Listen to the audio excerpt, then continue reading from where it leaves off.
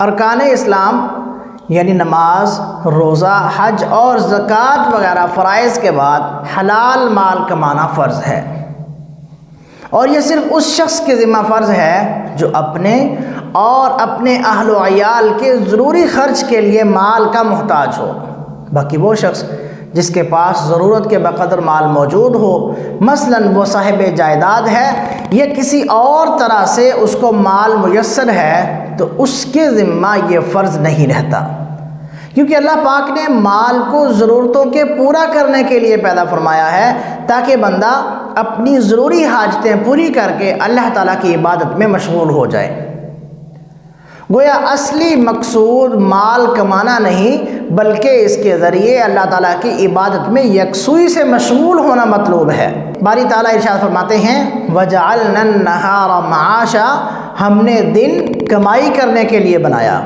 ایک دوسری جگہ اللہ رب العزت ارشاد فرماتے ہیں ہم نے تم کو زمین میں جگہ دی اور اس میں تمہارے لیے روزیاں مقرر کر دیں۔ شریعت اسلام نے کسب حلال کو عبادات میں سے شمار فرمایا ہے اور اس کے بے شمار فضائل بتلائے ہیں۔ چنانچہ حضرت انس بن مالک رضی اللہ تعالیٰ عنہ سے روایت ہے کہ نبی کریم صلی اللہ تعالیٰ علیہ وسلم نے ارشاد فرمایا حلال مال کا کمانا ہر مسلمان پر واجب ہے۔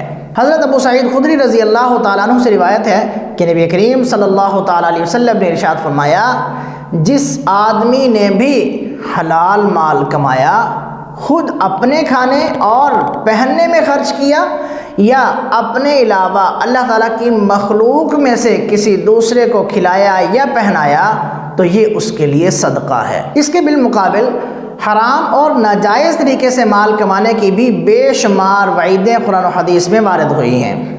حضرت ابو ہریرہ رضی اللہ تعالیٰ عنہ سے مروی ہے نبی کریم صلی اللہ تعالیٰ علیہ وسلم نے ارشاد فرمایا بے شک اللہ پاک ہے اور پاک چیزیں ہی قبول کرتے ہیں۔ اس کے بعد نبی کریم صلی اللہ تعالیٰ علیہ وسلم نے اس شخص کا تذکرہ کیا جو لمبے سفر میں ہو، بال بکھرے ہوئے ہوں، بدن غبار آلود ہو اور وہ آسمان کی طرف ہاتھ اٹھا کر یا رب کہتا ہو، جبکہ اس کا کھانا حرام کا ہو، اس کا پینا حرام کا ہو، اس کا پہننا حرام کا ہو، تو ان سب چیزوں کے باوجود اس کی دعا کیسے قبول ہو سکتی ہے؟ یاد رکھیے حلال و حرام کے درمیان تیسرا ذریعہ کسب مشتبہ ہے، یعنی ایسے طریقے سے مال کمانا جس کے حلال و حرام ہونے میں شک و شبہ ہو کہ بعض اعتبار سے حلال معلوم ہو اور بعض اعتبار سے حرام معلوم ہو، تو ایسے مال کا کمانا بھی حرام ہے۔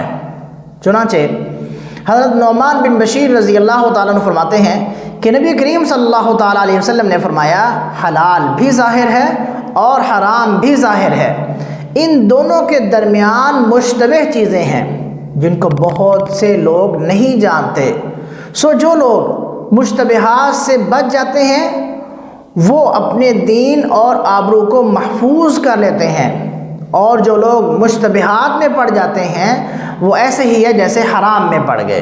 حافظ طبرانی اپنی سند سے حضرت جریر بن عبداللہ رضی اللہ تعالیٰ عنہ کا واقعہ نقل کرتے ہیں کہ ایک مرتبہ انہوں نے اپنے غلام کو ایک گھوڑا خرید لانے کا حکم دیا۔ وہ 300 درہم میں گھوڑا خرید لایا اور گھوڑے کے مالک کو رقم دلوانے کے لیے ساتھ لے آیا۔ آپ کو طے شدہ درہم بھی بتلا دیے گئے اور گھوڑا بھی پیش کر دیا گیا۔ آپ نے اندازہ لگایا کہ گھوڑے کی قیمت 300 درہم سے کہیں زیادہ ہے۔ چنانچہ آپ نے گھوڑے کے مالک سے فرمایا آپ کا گھوڑا 300 درہم سے زائد کا ہے، آپ اپنا گھوڑا 400 درہم میں فروخت کرنا چاہیں گے؟ اس نے کہا جیسے آپ کی مرضی۔ آپ نے پھر فرمایا کہ آپ کا گھوڑا 400 درہم سے زائد کا ہے، کیا آپ اپنا گھوڑا 500 درہم میں فروخت کرنا چاہیں گے؟ اس نے کہا جیسے آپ کی مرضی۔